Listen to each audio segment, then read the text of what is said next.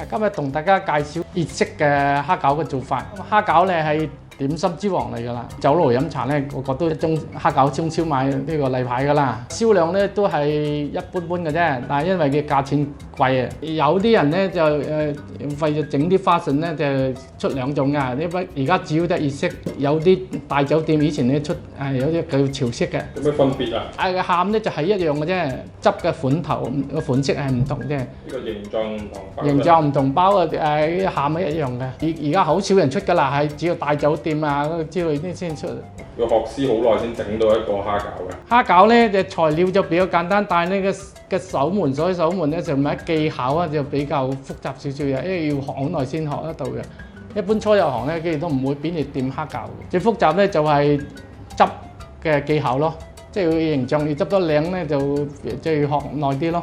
起碼做1-2年嘅先邊啲埋位嚟執蝦餃㗎啦，多數都係老師傅嚟做先㗎啦。點樣為之一個好嘅蝦餃咧？一個好嘅蝦餃咧，主要都係嗰塊皮啦，嗰個皮淥得好啦，即係晶瑩通透都係咁㗎啦。嗰啲餡咧就要撈到即係食到爽口彈牙咯。咁主要就處理啲蝦問題咯。蝦又點樣選材咧？傳統都係多數用雪蝦㗎啦，因為新鮮蝦咧就比較多工。雪蝦翻嚟主要就係處理個過程咯，就係解凍同埋要加啲食粉落去醃過，咁就比較爽口啲咯。其實嘅效果係差唔多啫，鮮蝦同埋雪蝦一樣嘅效果，只要處理得好咧，差唔多嘅。蝦餃喺自己喺屋企啊整唔整到啊？響蝦餃屋企都係整到嘅，因為材料比較簡單，主要就係個技巧問題啫。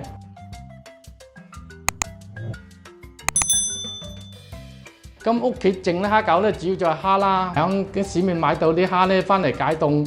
酒樓咧就加啲肥肉落去嘅，加埋啲豬油啊，咁煉香啲豬油啊，咁啊加埋落去就得㗎啦。點解加肥肉咧？因為你屋企可以唔加都得嘅，但係呢個我係傳統酒樓嘅做法，因為加咗肥肉咧比較爽口嘅啫。傳統嘅做法都要加肥肉落去嘅啦，因為你淨係蝦咧就冇咁爽口嘅。咁咪好肥咯。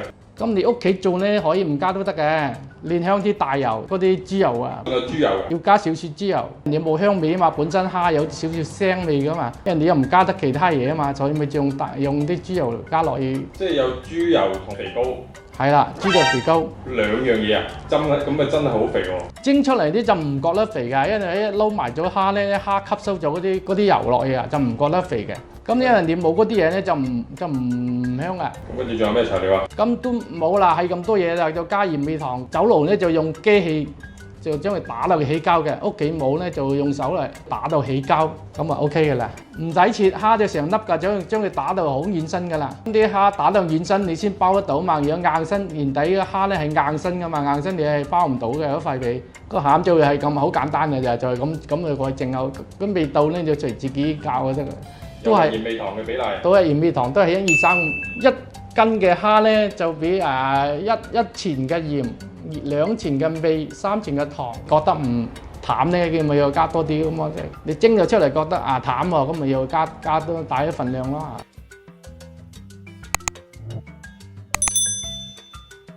咁個皮咧就材料就係好簡單，但係咧就技巧就比較高少少啦。主要就係澄麵同生粉啫，係兩樣嘅啫。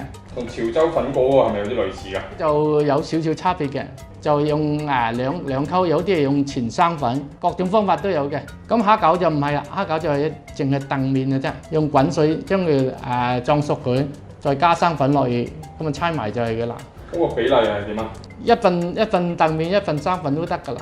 咁水咧都係有斤兩嘅，水就係1斤澄麵咧就2斤4兩水嘅。咁可唔可以介紹下啲工具啊？工具咧就比較複雜啦，因為譬如響酒樓咧就要買張刀，有張刀嚟拍嘅，即係比較嗰啲皮碌咗出嚟咧就比較韌嘅，好難㗎。咁屋企冇咧，買張刀好貴啊，100幾蚊最平都100幾蚊嘅，所以我屋企咧就用塊膠片就搞掂啦。嗰隻叫拍皮刀係唔專門用去拍皮嘅，就唔切得嘢嘅，唔用得其他嘢嘅。因為嗰個口咧係平係鈍嘅，因為酒樓咧就有好多種，一種麵刀，一種拍皮刀啊嘛。即係兩種㗎嘛，又一樣係鈍㗎嘛，即係麵刀即係切麵嘅。我下邊就介紹嗰個，即係呢個就關鍵嘅技巧嚟㗎，即係整得靚唔靚。你整得唔靚咧，就拍唔到一嚿皮好韌㗎。所以呢啲就靠經驗靠技術啦。咁而家可以示範啦。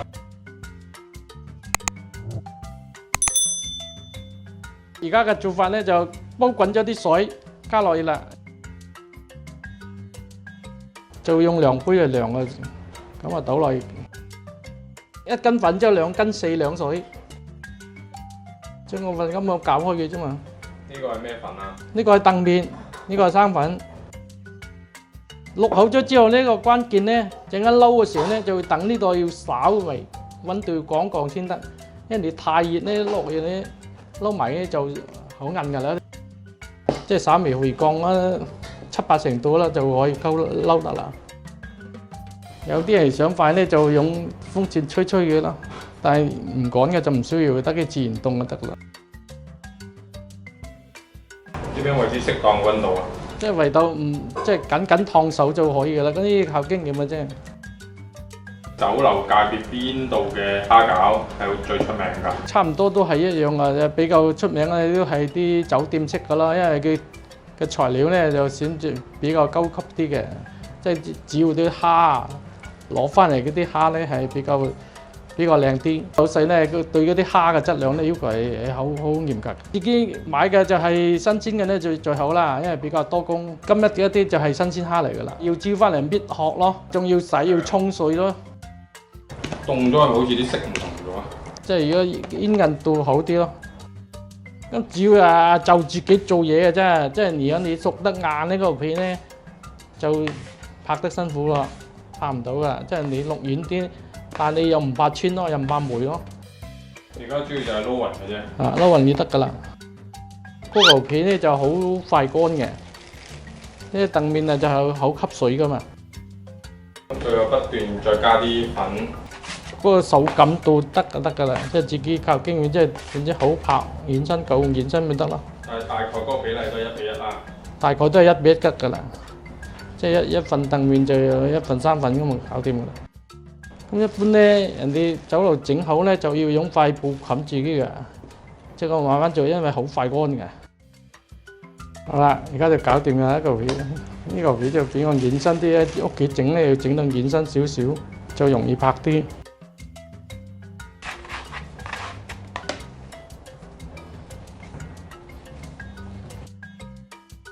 而家可以㗎啦，即係如果唔夠軟，跟住就又再加翻少少粉。係啦而家可以拍㗎啦。嗰張紙係咩嚟㗎？嗰啲係油嚟嘅，容易啲唔怕黐咯。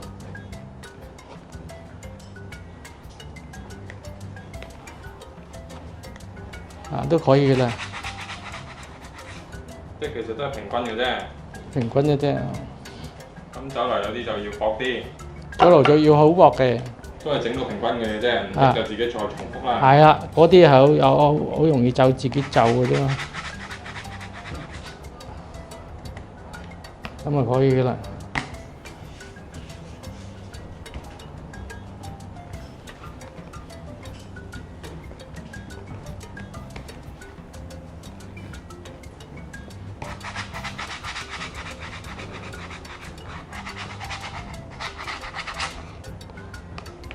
通常咧4粒，咁而家係有啲人買特價啲就會用3粒。有冇話幾多折㗎？10折到11、2折到啦。有時我賣相靚啲咪用8轉收佢咯。酒樓就再薄啲，翻屋企係咪薄到透明㗎？酒樓用張刀就比較薄啲咯。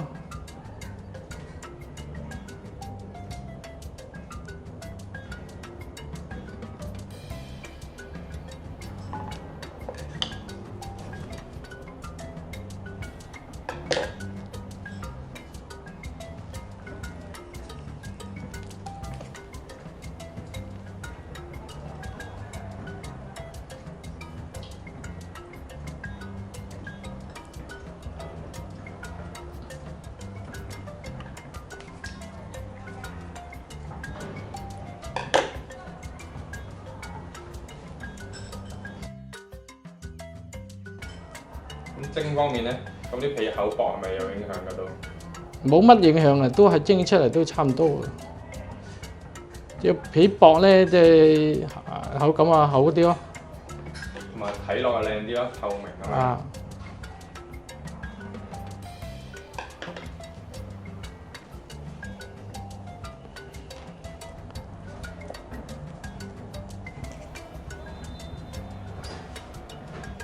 但係千祈就冇超過6分鐘啊！一超過咧就嗰皮咧就蒸到成個塌晒皮㗎啦。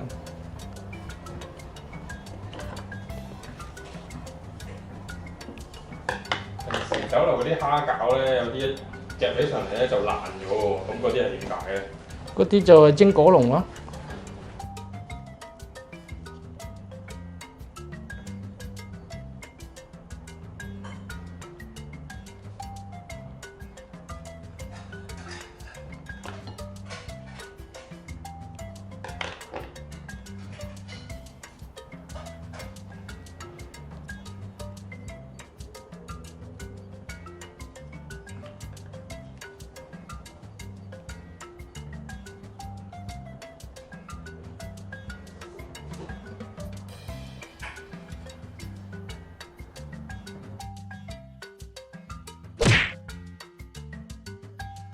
哇！一開就識喎，幫我歪咗喎，攞把鉸剪剪咗佢啊，